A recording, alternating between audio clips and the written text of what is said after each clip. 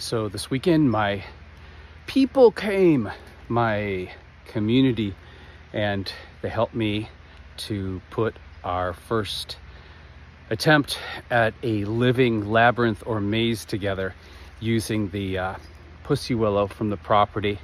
I'd seen online how people have done living fences and little structures with it, little gazebos and things. And the problem is I don't have the ability to weld and work with metal, and I wanted to work with natural materials, but because we live in the mountains, stuff breaks down, and it breaks down really, really fast. So when I saw that you could make things possibly out of the willow and it would be alive, I thought, oh, what a great opportunity. And then my brain took it, expanded it, and said, why don't I make a maze? So I called the event Amazing, A-M-A-Z-I-N-G, and everyone showed up. Some people came late, some people came early, some people left early, some people worked late, but I can't believe how much we got done.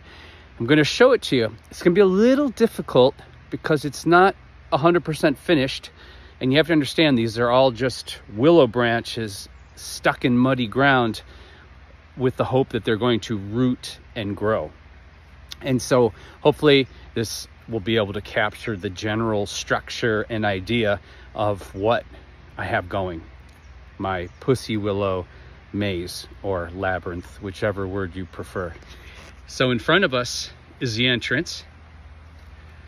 Now I haven't pulled these branches together yet to shape the archway, but this is going to be the first archway that you walk through.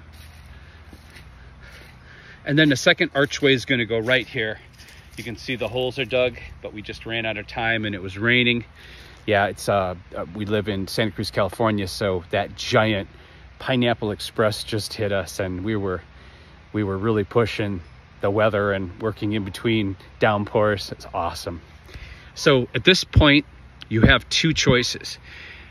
If you see in the distance there to the left, you can kind of see a dome. I had a feeling that people will be drawn to that. So that's the first deception of the maze.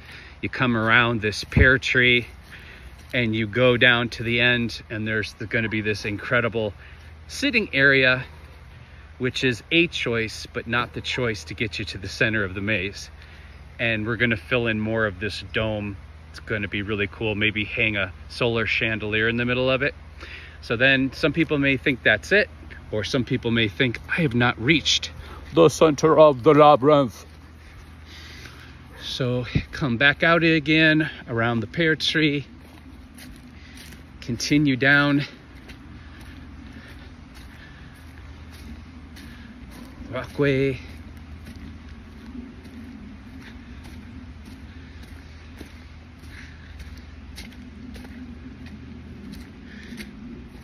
and then I feel like we need to do a couple more arches, maybe one right here.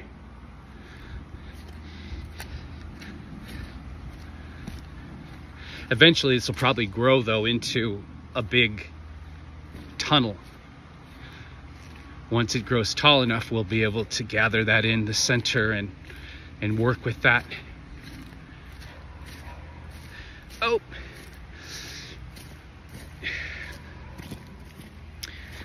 I wonder how that came out of the ground. Strange. There we go. So this is where it gets tricky because it's saturated with mud, but you basically go all the way around there and it brings you to this point. But this is the center of the maze. You can see these trees. These are supposed to be going inward, and all these tall trees are going to be gathered in the center to make a giant dome in the center of the labyrinth. So where that stick is right there is actually the center of the labyrinth, but we ran out of time, and then we had a huge windstorm last night, so it blew all these trees backwards. But tomorrow, when the ground's a little more solid, I'll come out with a ladder and get all these pulled inward, and this will be a giant dome, which is actually the center of the labyrinth. But you should have come around on the right side, but we can't because it's all flooded right now. If you come around on the right side though, you come this way, and then this is another this is going to be another dome here, another little domed room. So they may think they have reached the center of the maze, but actually you have to pass another pear tree come all the way around this way, and then you reach around the corner here, the center of the maze. Once all these are pulled in, it's going to form another dome like the one you see over there. But we just ran out of time, but I'm gonna have to get on this tomorrow while the ground is still wet. So that, my friends, is the beginning of my living maze. As you can see from the wind last night, we had quite a lot of trouble.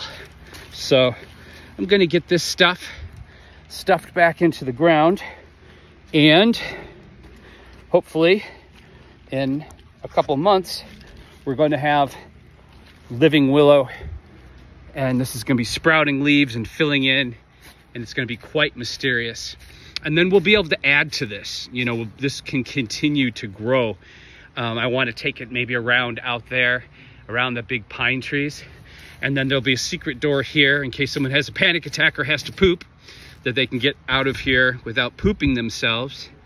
And then eventually, I would like to be able to continue the maze out this way and connect it to this tree house, which isn't a tree house right now. It's just the rotten remnants of a tree house.